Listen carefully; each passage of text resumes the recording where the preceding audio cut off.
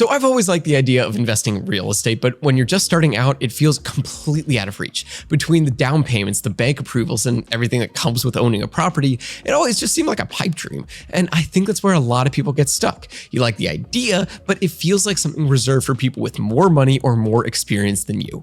And that's what led me to Groundfloor. It's a platform that lets you invest in short-term real estate loans with as little as $10. And instead of buying a whole home or managing tenants, you're helping to fund renovation projects and earning interest back on the loan. So in this video, I'll go over what it's been like to use Groundfloor, how the returns worked out, and whether it's actually a practical way to get into real estate when you don't have a lot of capital to throw around. A quick heads up, I have put affiliate links in the description for everything we're covering. If you use them, I do earn a commission at no extra cost to you, which helps support the channel. So Groundfloor is basically a way to get into that world without needing to buy property. The money you put in goes to developers who need short-term loans for things like flips or renovations, and once the project is done, you earn the interest that was agreed upon up front. When I first tried it, it really was so nice being able to start small.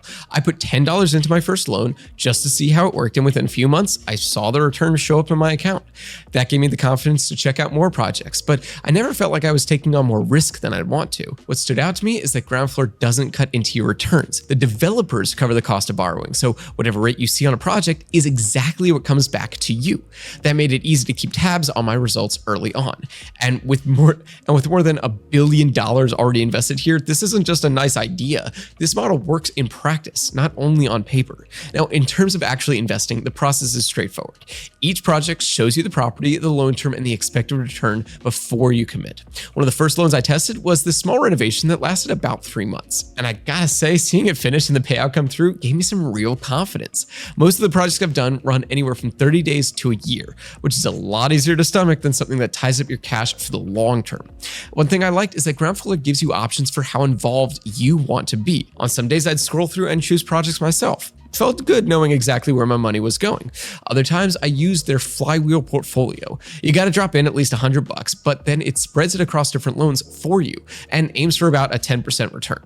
It's a nice passive option on top of the projects I was picking on my own. And the platform itself is simple to navigate. You can add money, track your projects, and watch repayments all in one place. They even have a small education hub that walks you through the basics of real estate lending. It's simple, but if you're new, that extra context really does help. Now, it's worth pointing out the risks. Some projects can run longer than expected, and once in a while a loan can default. But because every loan is tied to a property, there's a recovery process if something goes wrong. So while it isn't totally risk-free, I never felt like my money was disappearing into thin air. So the biggest appeal of Groundfloor for me really came down to 3 things: the shorter timelines, the clarity around earnings, and the ability to start with small amounts. Altogether, it's so much easier to dip into real estate investing without feeling overwhelmed. If you want to check out what we're covering today, we have affiliate links in the description. Using those earns us a commission at no extra cost to you, which really helps support the channel. Now, I decided to test out Fundrise as well because it's open to regular investors, but you can really quickly see just how different it is from Groundfloor. Groundfloor is really about speed and control. Most projects wrap up in under a year, which means your money turns over pretty quickly. You can roll it into another project or just cash out. That quick cycle gave me way more flexibility than I ever would have imagined when it comes to real estate investing. Fundrise, by contrast, is built for that long game. Instead of picking projects, you're buying into a managed portfolio that mixes real estate equity, debt, even some venture deals. Now, that might be great if you just want to park your money and not think about it for years. But for me, it felt far too removed. I preferred seeing results play out on a shorter timeline. It felt too distant. The timelines are longer, the liquidity is lower, and pulling money out early can come with penalties.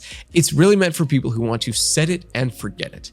And then there are the fees. With Groundfloor, you keep every penny of what you earn. Fundrise throws on an annual advisory fee. Now, it's not huge, but it does eat into returns over time. So in the end, Groundfloor just fit me better. I was looking for faster cycles and more control. Fundrise works as a slow, hands-off option, but Groundfloor gave me a way to start small and learn through shorter projects. So after using Groundfloor, I found it really does lower the barrier to real estate investing.